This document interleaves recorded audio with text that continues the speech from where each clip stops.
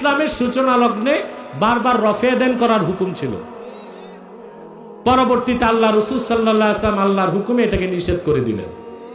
এখন আমাদের দেশে যে লামাযহাবী ভাইরা আছে, ওনারা একটা হাদিস পড়ছে আর একটা পড়ে নাই, একটা হাদিস মানে আর একটা মানেই না।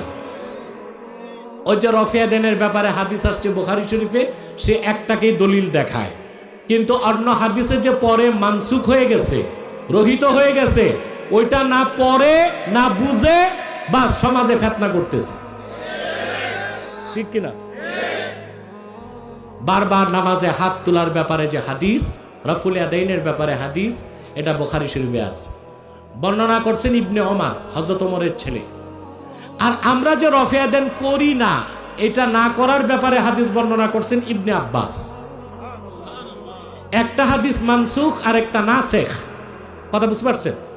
আমি হাদিসটা শোনাচ্ছি আপনাদেরকে। আহমদ বিন হাম্বল বিশুদ্ধ সনদে তার মুসনাদে হাদিসটি নকল করছেন, যিনি বুখারীর ওস্তাদ। ওয়ান আব্দুল্লাহ ইবনে আব্বাস রাদিয়াল্লাহু তাআলা আনহুমা ক্বালা আশারাতুন মান শাহিদা লাহুম রাসূলুল্লাহ সাল্লাল্লাহু আলাইহি ওয়াসাল্লাম আল জান্নাতা মা কানু ইয়ারফাউনা আইদিয়াহুম ইল্লা ফি ইফতিতাহিস সালাহ।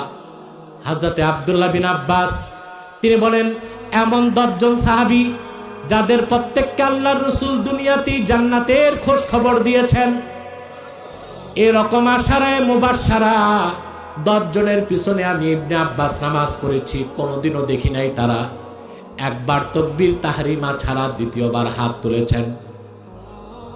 এই জন্য আমরা নামাজে একবার হাত তুলি, দ্বিতীয়বার আর হাত তুলি না। ইবনে আব্বাস বলছেন আশারায়ে মুবাশশারার কেউ দ্বিতীয়বার হাত তোলে নাই।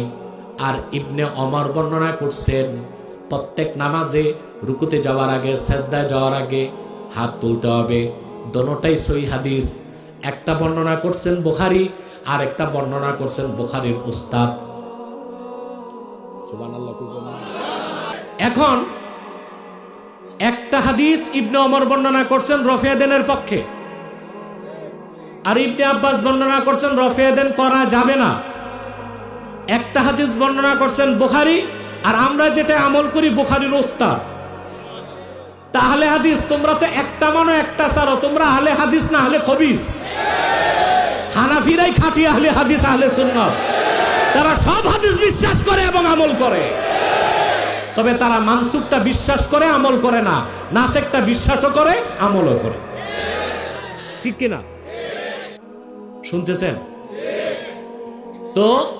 এখন দুইটা হাদিসের কোনটায় আমল করব কোনটায় করব না, এটা কেমনে নির্ধারণ? প্রশ্ন আসে না?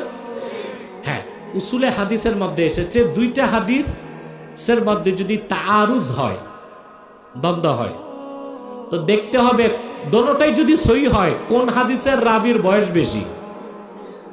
দেখা যায় ইবনে ওমরের বয়স ছিল বেশি, ইবনে আব্বাসের বয়স ছিল কম। এই জন্য কম বয়সী সাহাবীর বর্ণিত হাদিসটা নাসেখ, আর বেশি বয়সী সাহাবীর বর্ণিত হাদিসটা মানসুখ।